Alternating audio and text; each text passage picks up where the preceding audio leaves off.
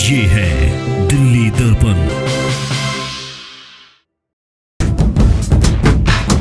आजा आजा जिंद शामी आने के तले, आजा जरी वाले नीले आसमाने के तले। जय हो, जय हो। आजा आजा जिंद शामी आने के तले, आजा जरी वाले नीले आसमाने के तले। दिल्ली में खेल प्रतिभाओं को प्रोत्साहित करने की जिम्मेदारी जिस पे है वो है दिल्ली ओलंपिक एसोसिएशन।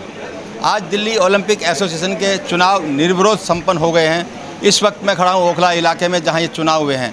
हमारे साथ हैं नवनिर्वाचित अध्यक्ष कुलदीप वत्स, पहले भी ये जिम्मेदारी निभा चुके हैं और अब फिर कोरोना काल के 2 साल बाद ये चुनाव हुए हैं और फिर से नए जोश के साथ नई कमेटी लगने को तैयार है। पहले तो सबसे पहले बहुत बहुत बधाई आपको। Thank you. अभी कोरोना काल का 2 साल कैसा रहा? खिलाड़ी अपने स्तर पर प्रैक्टिस ज़रूर कर पाए होंगे, लेकिन क्योंकि प्रतियोगिताएं नहीं हो रही थी, कितना असर, कितना नुकसान खेल को हुआ इससे? नहीं, बहुत ज़्यादा नुकसान हुआ। आप लोगों को पता है, कोई प्रतियोगिता का होने का तो सवाल ही नहीं। जब कोई आदमी ही घर से बाहर निकलने की मनाही थी, तो जब तक के क्या होगा, कुछ भी नहीं। खेल तो बहुत दूर की बात थी, खेल तो हुआ ही नहीं। बहुत ज़्यादा नुकसान हुआ है, ख़ास तौर से खेलों को बहुत नुकसान हुआ है इस दौरान में, कोविड काल में। अब देखो, अब आपकी नई कार्यकारिणी बनी है, बहुत बड़ी बात है कि निर्विरोध चुनाव हुए हैं। अब क्या सोचा है, दिल्ली ओलंपिक्स कब होने वाले हैं? क्या कुछ प्लान तैयार किया है? क्या प्रायोरिटी रहने वाली है? मैंने अभी भी मीटिंग में सबको बोला है कि भाई सभी खिलाड़ियों को अभी तैयार करो, सब लोग इस काम में जुड़ जाओ। 2 साल बहुत नुकसान हुआ है। और दिल्ली ओलंपिक गेम्स, मैंने सभी अपने दोस्तों को, अपने साथियों को बोला है, अभी कार्यकारिणी के सदस्यों को बोला है कि अक्टूबर में हम ये दिल्ली ओलंपिक गेम फिर करेंगे दोबारा, और बहुत ही अच्छे ढंग से करेंगे, सही तरीके से। कुलदीप जी, दिल्ली में खेलों का माहौल कैसा है? जो प्रतिभाएं जितनी तादाद में आनी चाहिए थी उतनी क्या आ पा रही हैं? अगर नहीं तो क्यों?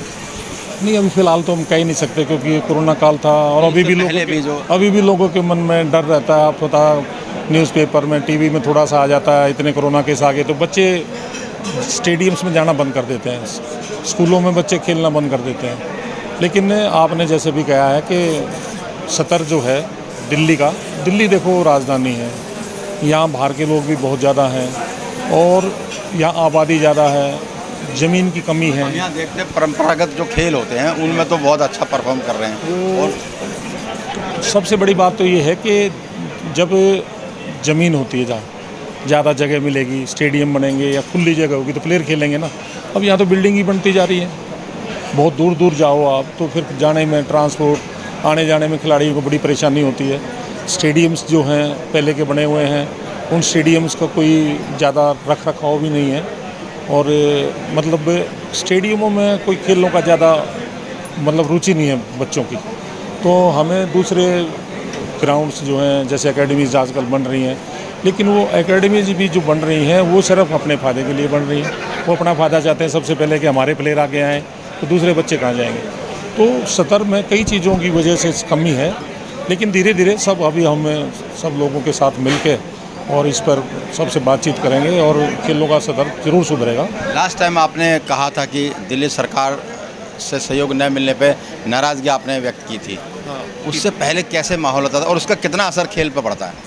नहीं, देखो, दिल्ली सरकार ने 2015 में हमारी मदद की थी, बहुत अच्छी मदद की थी, लेकिन उसके बाद में पता नहीं उनके साथ कैसे लोग जुड़े हुए हैं, उनको क्या किया क्या नहीं किया। नहीं तो 2015 में दिल्ली सरकार ने ऐसा ओलंपिक गेम दिल्ली में कराया था कि पूरे हिंदुस्तान में आज तक नहीं हुआ उस जैसा। लेकिन अब उसके बाद से मेरी समझ में नहीं आती, समझ से बाहर है क्या बात है।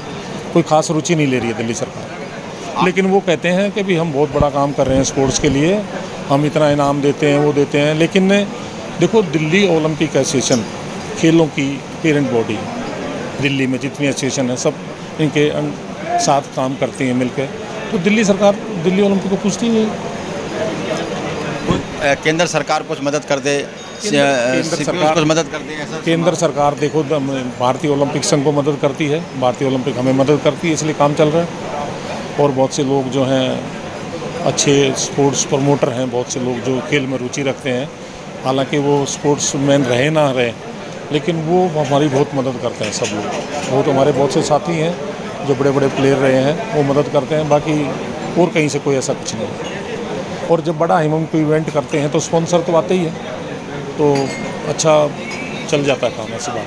क्या मांग कहें या सुझाव कहें दिल्ली सरकार को देंगे, क्या संदेश आज आप उन खिलाड़ियों को देंगे और एसोसिएशन से जुड़े लोगों को देंगे जो नई कार्यकारिणी? सरकार को तो संदेश देने का कोई फ़ायदा नहीं है।